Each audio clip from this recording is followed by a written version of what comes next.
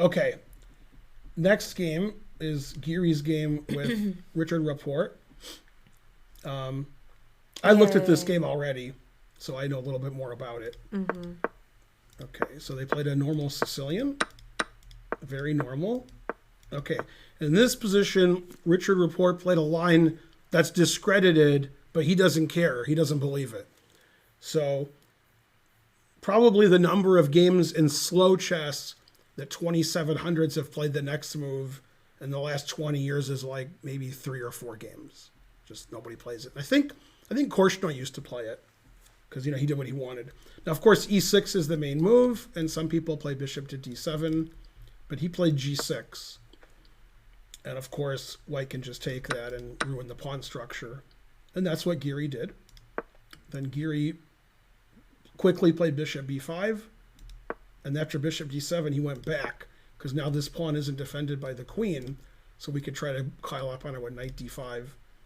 So this is I don't know this idea, but Giri thought a long time about bishop c4. So I guess after bishop d7, he was out of his prep. Okay, so this game was just white being better for a long time. White just, black's pawn structure is no good. So white's better. Always repeat. Okay, and that's the whole point of this is black wants to play f5 and trade off the white center pawn. He's still left with this bad pawn, but he has the 2 bishops. So here he's getting close to equalizing. Bishop b3 is good because the rook's on it, so we don't want that there. Bishop f5 doesn't win because rook takes rook is check. Okay, that actually was played, so that's good. We get to see it. And just obviously white's better here, and it's hard for white to win. But black doesn't have any chances of doing anything because it has a weak d pawn, and white has this dominant knight on d5. Okay, so Giri doesn't really do anything, and he allows black to equalize because Giri doesn't like to do anything. He likes to let his opponent fall on his sword. Okay, and then this is a bad move, king g7. Bishop takes e6 is now strong according to the engine, but f4 is okay too. f4 is what he played. That's actually not bad. Bishop has to go back here. And in this position, the engine wants to take this and then play knight g4. And you can't take with the queen if I trade here because your d pawn is hanging on d6. So you can't do that. So you have to take with the pawn, then knight to g4. And the engine really likes white here. This pawn's weak, this pawn's weak. I can make your king run out, and probably can't let me do that. Okay, and instead of doing that, he played the move g4, which is not as good. I have to refresh again because I always break chess.com when I show a variation. Okay. Okay, now he played h6, which is a bad move. Don't push pawns in front of your king. That actually made his king worse. And it's one of the reasons he lost the game. The engine wants to move the king away, h8 or g8. That way, the bishop has g7 to fall back on. Yeah. But he played h6, which is a bad move. Now white should play bishop takes e6 again, but he played bishop d5, which is not a good move. Takes, and now black is close to equal here. Queen e6. He played it. And this, now it's just equal. Now white's not even better. And in this position, after knight f4, queen e5, knight check, black blundered. Made a move that loses immediately. A one-move blunder. And I assume, since this is move 34, and this game's pretty complicated, that he was in time trouble here. You can see the times on this side. I don't know if they're accurate. But this move is an incredible blunder, which loses the game immediately. The engine says after either king g8 or king f8, it's equal, that nobody's winning. And he blundered by playing king g6. And this position here would actually be a good puzzle on chess.com, like right here. So white to play and win. All right, let's see.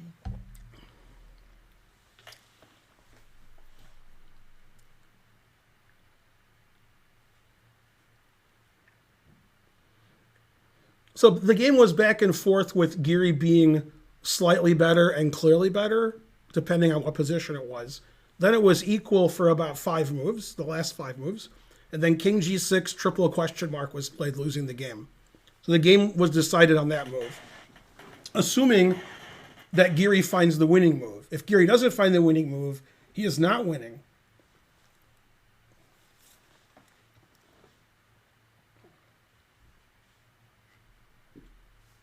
I don't know. Should I keep looking? Yeah, you can look as long as you want. Well, I didn't know if it. We get paid by the hour. We have 4,500 viewers. What else? All right, let me see. There.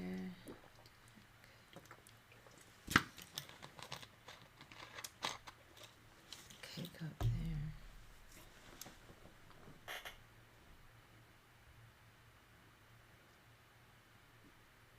If Richard Rapport really had 9 minutes on his clock, which it says, and he played king g6, I mean, he's too good for that. He's not supposed to do that. That's like something I'm supposed to do, not him.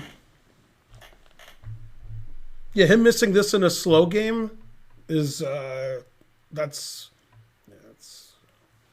it shows that they're probably tired at the end of a tournament, playing 2700s for 13 rounds. It's exhausting. So that's the only thing I can realize him missing this. Giri, however, did not miss it.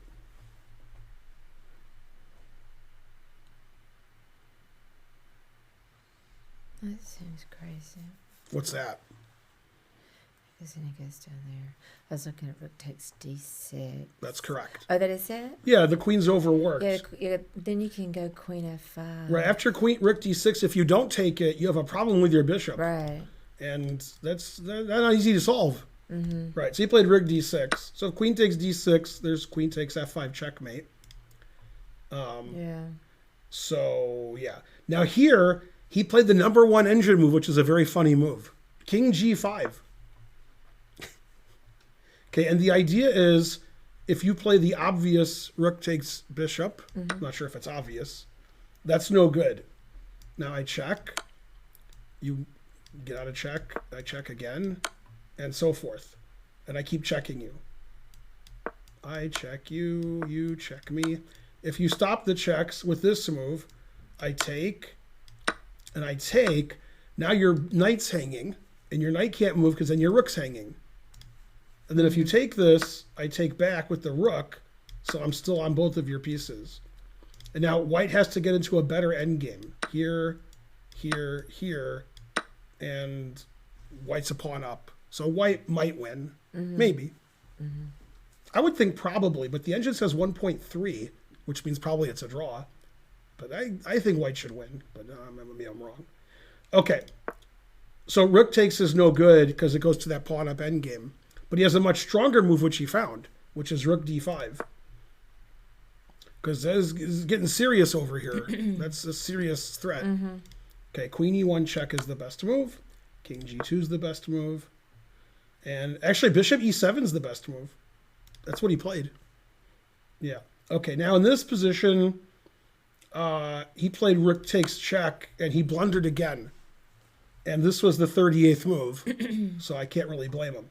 Now, when I say he blundered, if he makes either move, he's going to lose. His move loses immediately. Yeah. So he should have played king g6.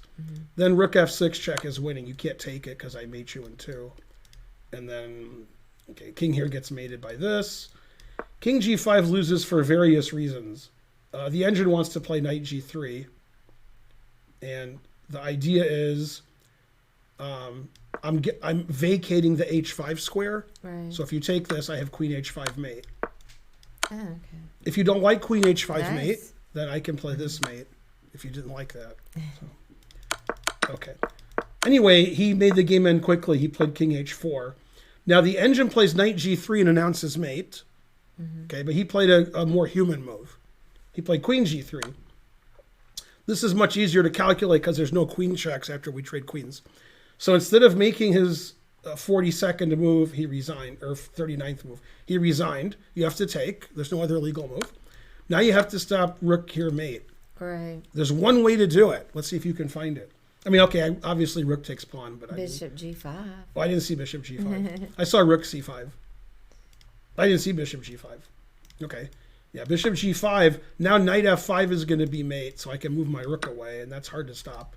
You can't move your bishop to stop it, because then rook back here is mate. Yeah. Right. I didn't even see bishop g5. I saw this, and then b4 is a funny move. Yeah. Because the rook can't go here or here. You can't move away from the 5th rank, and if you take, you get forked. So after queen g3 check, black resigned, and Giri wins the tournament. Yeah, I heard he won. So Giri got clear first. Norderbeck tied for second. And he was in first the whole tournament, and he didn't lose any games. Now, I may be wrong, so you guys will tell me in the chat and in the YouTube comments. You guys will be brutal. I don't think Giri or Wesley lost any games. The difference is Wesley won 2 games and had 11 draws. And Wesley won 2 games in a row. But then he had 11 draws. It was 2. And I think Giri had 4 wins and 9 draws. I think it was Nigel Short tweeted that you shouldn't try to win a tournament by drawing because you get punished. The gods punish you for that or something like that. Did you see his tweet? No. I don't have it exactly. But that's what he said. Wesley So getting 2 wins and 11 draws, that's very Wesley So-ish. That's pretty good. Actually, Giri getting 4 wins and 9 draws is like, Giri would prefer 13 draws, but 4 wins and 9 draws even better. God loves a trier. That's true. Trying is the first step.